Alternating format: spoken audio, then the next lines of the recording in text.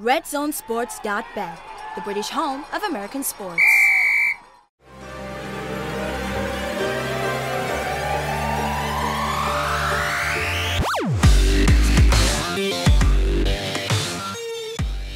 Hello boys and girls, welcome once again to the SportsHeads in association with Red Zone Sports. I'm Simon Millen from Lindy Sports.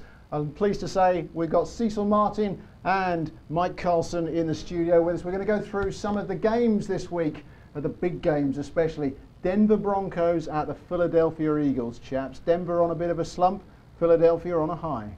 Who we got? He's an Eagle homer. Well, you know the Philadelphia Eagles is going to continue to keep them in that slump. They're just playing hot.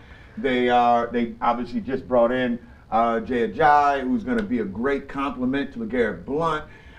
Carlson Wentz is playing well. I mean, look, it's going to be unbelievable. The Philadelphia Eagles are going to trounce all over with the Denver Broncos. It's an interesting game because Denver, of course, was playing Kansas City last week, so they're going to see an offense that's very familiar to the Kansas City one, although without the explosive players like Tyreek Hill and Kareem Hunt. But it's also an offense that rolls around the tight end, just like Kansas City's does, and they've got a good tight end, Zach Ertz, who can do that. Jay Ajayi may make a difference in that.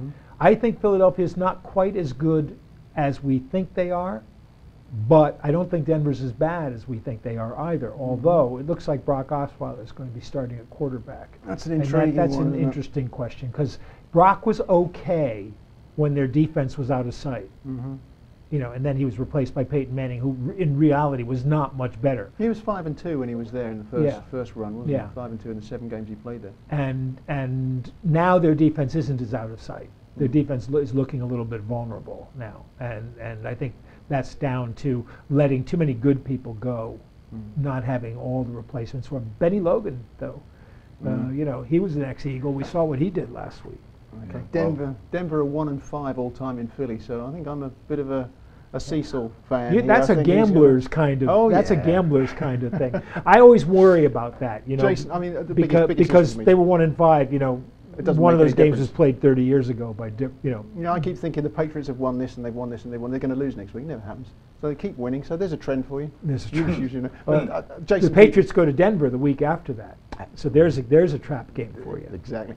Jason Peters, left tackle, missing for That's huge. How big is that? Yeah, that is huge. And I wonder if we're going to see like Von Miller doing some flipping, over to that side to work on who's ever going to be playing that. I mean, it's Big V was the guy who was in there, and I'm not even going to say his name, last week. And he's no Jason Peters. But I do, from you saying about Philadelphia, might not be as good as advertised. Carson Wentz has been hit 51 times. I mean, it's about 4th in the league. That's quite a lot. Every time you say that, if they run the video of Carson Wentz rolling into a little shell and then popping out with nobody hitting him. He's been able to make plays and keep plays going.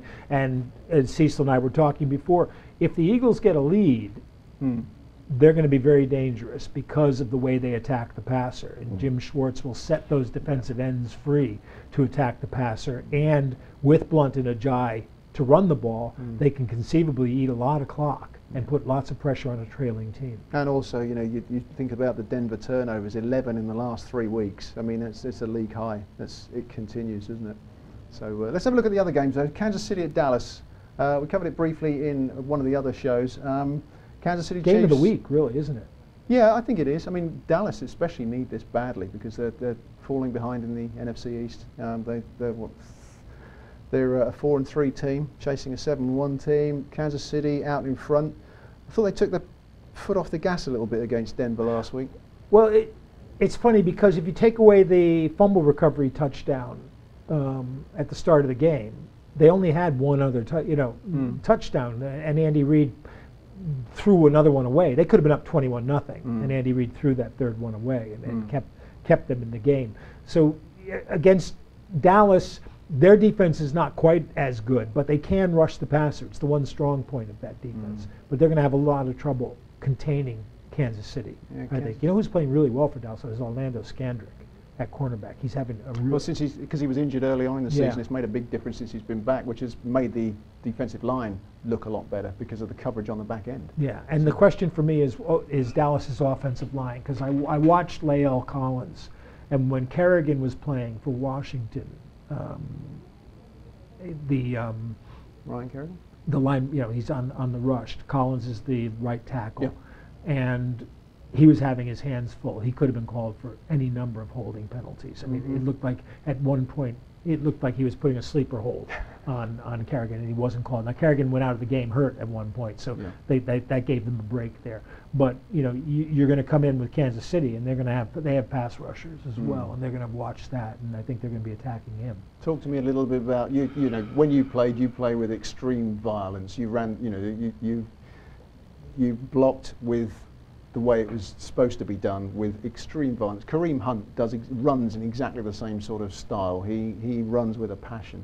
Well, Kareem Hunt has really been running the ball well. But when I look at that game, the Chiefs versus the Cowboys, the X factor is Andy Reid and his understanding of that Dallas Cowboys offense and defense. Like, he's a very methodical head coach, and people forget that all those years dominating the NFC East has given him a perspective into NFC East teams that allows him to put a game plan together that when he has a good staff of players like he does at the Kansas City Chiefs, it'll make it real hard for an NFC East team to come out with a victory. So I think I got to go with the Kansas City Chiefs in this one.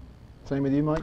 It's a pick'em game. It's a pick'em game, basically, because Dallas is at home. And the one thing about Dallas is that Dak Prescott is really good in the breakdown game, but you really want him not to have to go to the breakdown game, and that to me is the key. Okay. Kansas City never won in Dallas. Never in 5 that's attempts. a good one. There's only 10. They've only played each other 10 times, but they've never won That's there. a So good that's one, why I'm isn't picking that's a trend.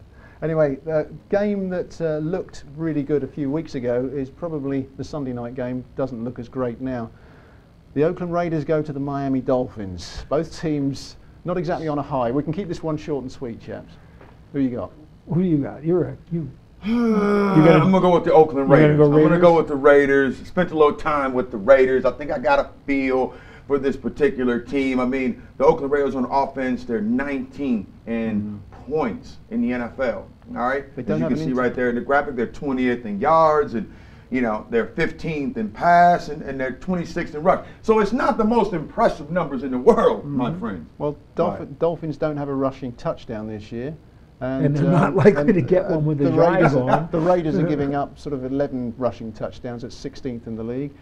The Dolphins, the Raiders haven't got an interception this year, and they're the first team since 1950 to go 8 games without having an interception. That's a really interesting stat. Is Jay Cutler but the Dolphins quarterbacks, Dolphins quarterbacks are tied for 4th most interceptions with 9, I believe. Yeah. So I mean, it's sad in a sense because Matt Moore came in and played pretty well, and then played really badly, and kind of it's like that's why you're a backup, and you can't maintain the consistency of good performance. Well, the Dolphins have just done a perennial bad job of scouting offensive linemen. That's my personal. Well, that's the biggest thing. But it's a tough road trip for Oakland, going down to Miami. It's partly travel. It's also partly weather. If it's a hot, muggy day in South Florida, that one thing I will say about the Raiders, they're really good in red zone offense. They're converting 64.7% of their trips inside the 20. So that's pretty good. And Marshawn Lynch hasn't been as big a part of that as people might have thought that he would be. The thing that really bothers me about the Dolphins the most is that they have a good set of receivers who they ought to be able to get more out of. Yeah. But they've got to give the quarterback time to get. And Oakland's got a pretty bad secondary this year. So who we got? Right now, I'm thinking Miami. Yeah. Interesting one. Cecil's going for his boys. Raiders. As a Dolphins fan, I've lost complete faith, apart from Adam Gase.